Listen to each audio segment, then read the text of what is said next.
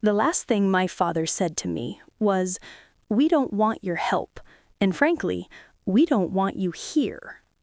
The silence that followed was the loudest sound I've ever heard. I used to think the 2,000 miles between San Francisco and my hometown were the problem, that the distance was the only thing keeping me from a real connection with my family. But sitting at that dinner table, watching the faces of my parents and my brother, I realized the chasm wasn't geographical. It was right there, in the wood grain of the table I'd grown up with. And in that moment, something inside me didn't just break, it shut down, permanently. This isn't a story about revenge.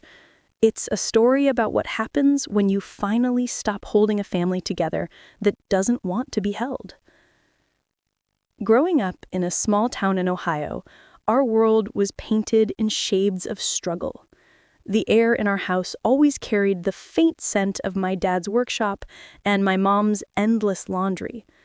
Money wasn't just tight, it was a constant, anxious presence. I remember lying in bed at night, listening through the floor vents to my parents' hushed, frantic arguments about the mortgage, about car repairs, about things a child shouldn't have to understand.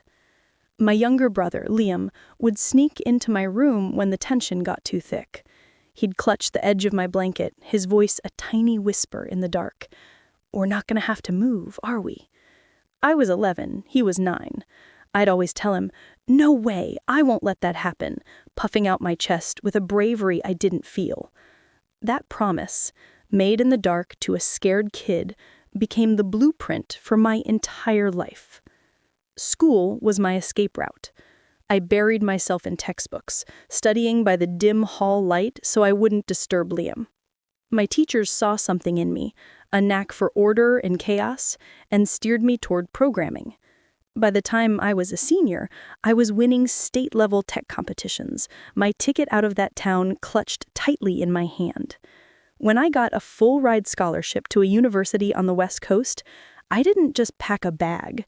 I packed a mountain of guilt for leaving Liam behind in the very storm I'd sworn to protect him from. But I never really left, not in the ways that mattered. Every paycheck from my software engineering job felt like a lifeline I could throw back home. I transferred money for a new water heater, for my mom's dental work, for the countless small emergencies that defined their lives. I never made a show of it. That's how our family operated. Help was given quietly, received with a stiff nod, and never, ever spoken of again.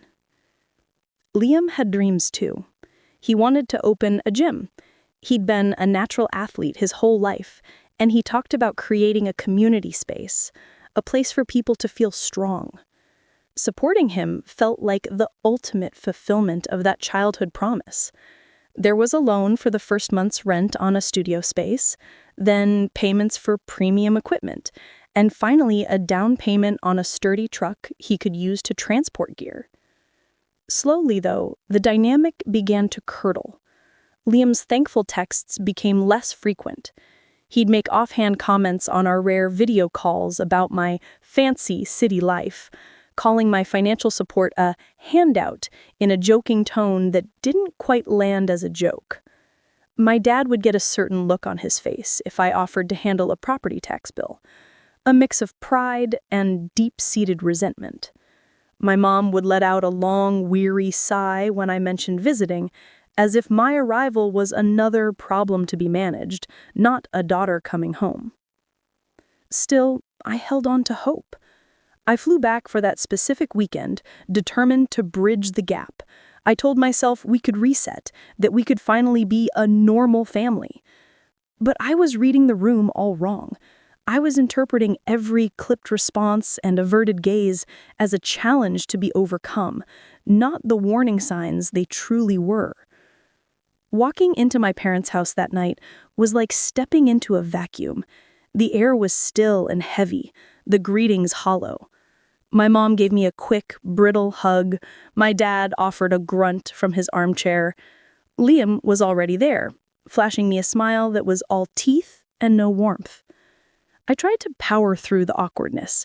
I asked about the neighbors, about the gym, about my dad's back. The answers were monosyllabic, dragged out of them like teeth. During the meal, Liam made a pointed remark about my clothes.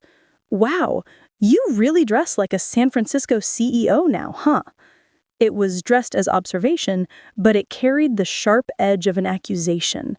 My dad muttered something about me forgetting where I came from, and when I offered to pay for a much-needed roof repair, my mom physically flinched. These weren't new behaviors, but tonight they felt coordinated. It was as if I had walked onto a stage where everyone knew their lines except for me. And then the performance reached its climax. My dad set his knife and fork down with a definitive clink. He looked across the table, his eyes hard. "We're done taking your money, Jessica." The words hung in the air for a beat. Then my mom added, her voice unearthly calm, "And I think we're done with the visits too." For a second, my brain refused to process it. The world seemed to tilt on its axis. And then Liam leaned back, crossed his arms over his chest, and delivered the final blow. "They're right. We don't need your charity or your presence." I scanned their faces, searching for a crack, a flicker of regret, a sign that this was some terrible mistake. There was nothing, just 3 sets of eyes that looked through me. That was the moment the last thread snapped. It wasn't the rejection that shattered me. It was the profound, chilling realization that I had been excommunicated from a family that had already held the trial without me. I don't remember excusing myself. One moment I was frozen in my chair, and the next I was standing on the front porch, the cold Ohio air biting into my lungs. It felt clean and sharp, unlike the suffocating atmosphere inside. I stood there, gripping the railing, my knuckles white. I didn't say a word, not because I was defeated, but because I knew that if I opened my mouth, a decade of suppressed hurt would come pouring out, and I refused to give them that. I walked to my rental car. No one came to the door. No one called my name. For my entire adult life, I had been their silent partner, their invisible foundation. And in my moment of absolute need, not a single person moved to offer comfort. The foundation, it turned out, was only expected to support them, never to need support itself. Back at the hotel, the sterile silence was a relief. I sat on the bed, my mind replaying the scene on a loop. My dad's resentful glare, my mom's placid delivery, Liam's smug agreement. I pressed the heels of my hands into my eyes, trying to push the images out. Then my phone vibrated. It was my best friend, Maya. She never called without a reason. "Jess," she said, her voice cautious, "are you okay? You need to look at Liam's social media, right now." A cold dread pooled in my stomach. I opened the app and found his profile. There he was, in his gym, flexing in front of a new rack of weights. The caption read, "No handouts, no trust fund, just pure hustle. Built this from the ground up." Post after post echoed the same sentiment. There was no acknowledgement of the rent I'd covered, the equipment I'd financed, the truck he was driving that was still legally mine. It was a complete and total rewrite of history, and the entire town was cheering him on in the comments. "Maya," I said, my voice strangely steady. "There's more," she replied. "His girlfriend commented, saying he's the most self-made person she knows. Everyone believes it." Something in me shifted. The hot, messy pain of an hour ago cooled and hardened into something solid, something actionable. I wasn't just hurt. I had been excommunicated from a family that had already held the trial without me. I opened my laptop. My hands, which had been trembling with emotion, were now perfectly still. If they didn't need my money or me, then they truly wouldn't have either. It was time to stop being the family's silent underwriter. I started with the truck, the shiny black truck that Liam used in all his successful entrepreneur photos. The title was in my name. I had purchased it for him, thinking of the logistics of his business. I found the contact for the leasing company. My voice was calm and clear when I spoke. I need to report a vehicle for repossession. Yes, I am the legal owner. They asked if I wanted to give the borrower a warning. No, I said, immediate retrieval, please. A wave of quiet resolution washed over me. This wasn't anger, it was accountability. Next, the gym, Iron Will Fitness. The name now felt like a sick joke. The business loan I had co-signed was substantial. His dream would collapse without those payments. I drafted a short, professional email to the lender. Please be advised that I am withdrawing my financial guarantee effective immediately. All future communications regarding this account should be directed to the primary borrower, Liam Roberts. I didn't hesitate. I clicked send. Within the hour, the leasing company confirmed the truck had been collected from his driveway. I felt a weight lift from my shoulders, a weight I hadn't even realized I was carrying. Maya came to my hotel room later that morning. "Jess, the town is losing its mind," she said, her eyes wide. "The truck got taken right in front of everyone. The gym's social media page is flooded with questions. Liam is posting these vague, angry rants." "Good," I said simply. She studied me. "Are you okay?" I thought for a moment. I am. For the first time in a long time, I'm not his safety net. If his world can't stand without me holding it up, then it was never really his to begin with. By the afternoon, the digital gossip turned into a real-world tsunami. My phone buzzed with screenshots from local community groups. "Thought Liam bought that Truck cash? One comment read. Heard the gym might be closing, said another. The same people who had praised his self-made story were now picking it apart with ruthless efficiency. Then, a text from an old high school friend. Heads up, Liam is at the gym having a massive blow-up with his girlfriend. It's getting loud, a crowd is gathering. I didn't want to watch the spectacle, but I needed to see it through.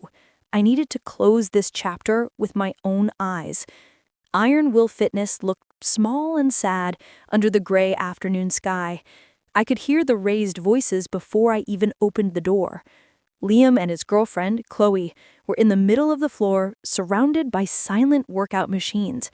"You told me you did this all yourself," Chloe was yelling, her voice cracking.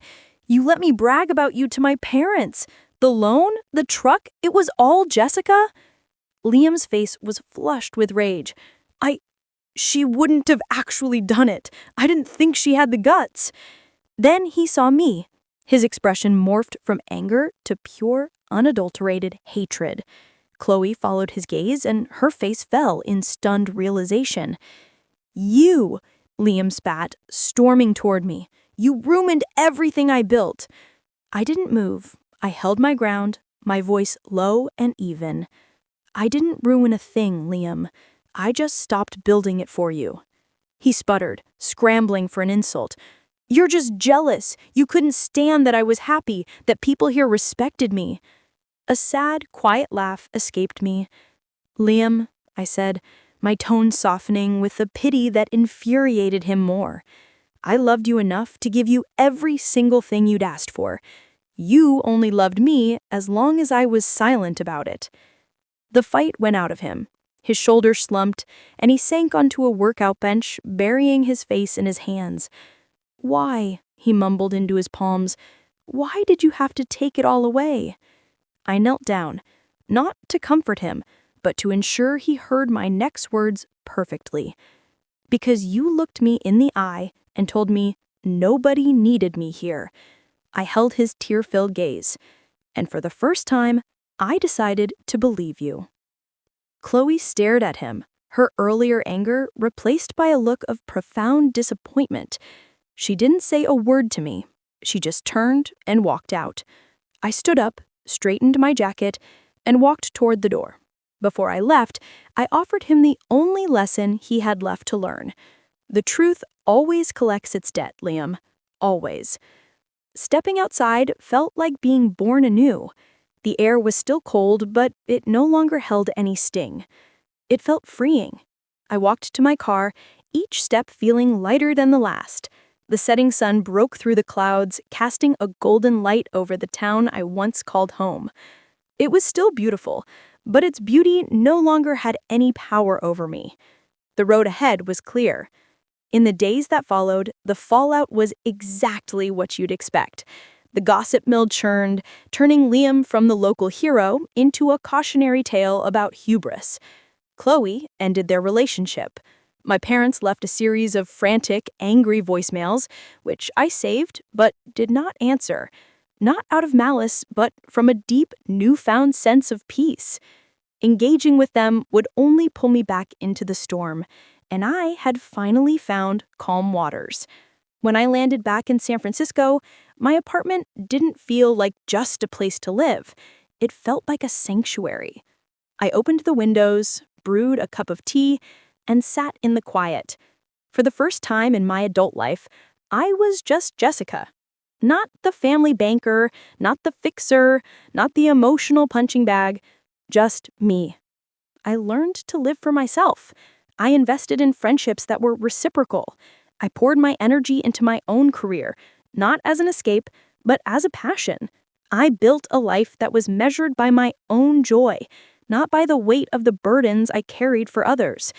This isn't a happy ending, because some fractures never truly heal, but it is a peaceful one. My worth is no longer tied to a family that conditioned me to believe love was a transaction. I chose myself. And if you're watching this and you're the one who's always holding everything together for people who would let you shatter without a second thought, I hope my story gives you one thing: permission. Your value isn't defined by who fails to see it. Sometimes the strongest thing you can do is to finally let go.